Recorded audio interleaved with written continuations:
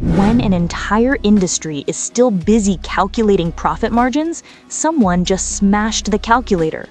This isn't selling cars anymore. This is issuing consumer stimulus checks to the middle class. And the brutal playbook that the smartphone world already bled through is now being reenacted with even higher stakes in the auto industry.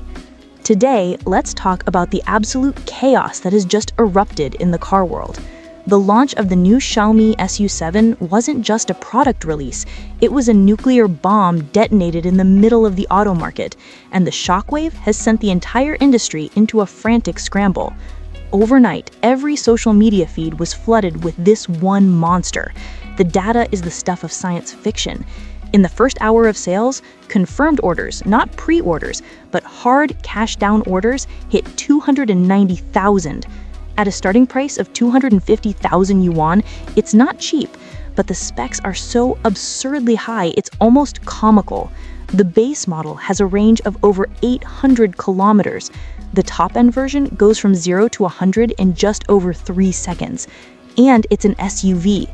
The moment this thing was announced, you could feel a collective insomnia sweep through the executive suites of its competitors. But while everyone is cheering for this new champion, on the other side of the planet, Tesla is quietly preparing for a new kind of war, autonomous driving. And this isn't science fiction, this could be the Nokia moment that completely upends the entire industry. So today, let's break down how the Xiaomi SU7 became such a phenomenon and why we all need to be paying very close attention to Tesla's next move. Let's start with the Xiaomi SU7. The moment the sales numbers were released, the car world exploded. 290,000 orders in 1 hour. What does that even mean? It's nearly 5,000 people placing an order every single minute. This isn't science, it's a sci-fi blockbuster. Think back to just a few years ago. What kind of EV could you get for 250,000 yuan? A cramped car with maybe 400 kilometers of range? Now, Xiaomi is giving you over 800 kilometers of range, a 3-second acceleration, and crams it full of tech, an 800-volt platform, NVIDIA chips, and their own self-developed urban autonomous driving system. This isn't just a good value, this is a broken bone price. And the company's founder, Lei Jun, made it clear, they're all in. There is no retreat. Why so aggressive? Because this is a do-or-die battle for Xiaomi. They have invested over 30 billion yuan into their car factory. 90% of the components are newly developed. The factory is running. Orders are its lifeblood. No sales, and the factory grinds to a halt. They can afford to lose a little money for now. As long as the sales are there, they own the future. So why did consumers go so crazy for it? Some critics say the buyers don't understand cars. That is the most foolish thing you could say. What does it even mean to understand cars?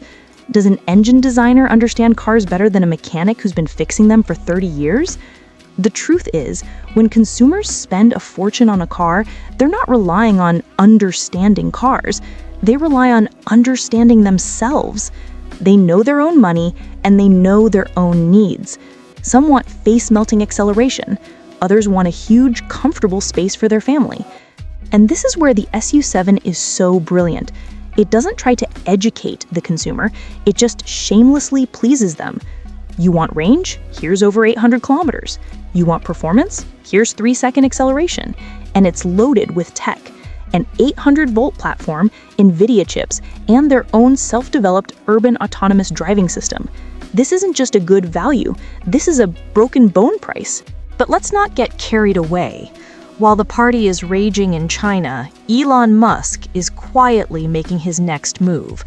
On June 22nd, Tesla launched its robo-taxi service in Austin, and this is the terrifying part.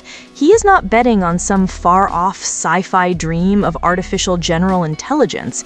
He is betting on domain-specific intelligence. In simple terms, he's training an AI to do one thing and one thing only: drive a car safely. Like AlphaGo was trained to only play Go, this is a much more achievable goal, and it could arrive much, much faster than we think.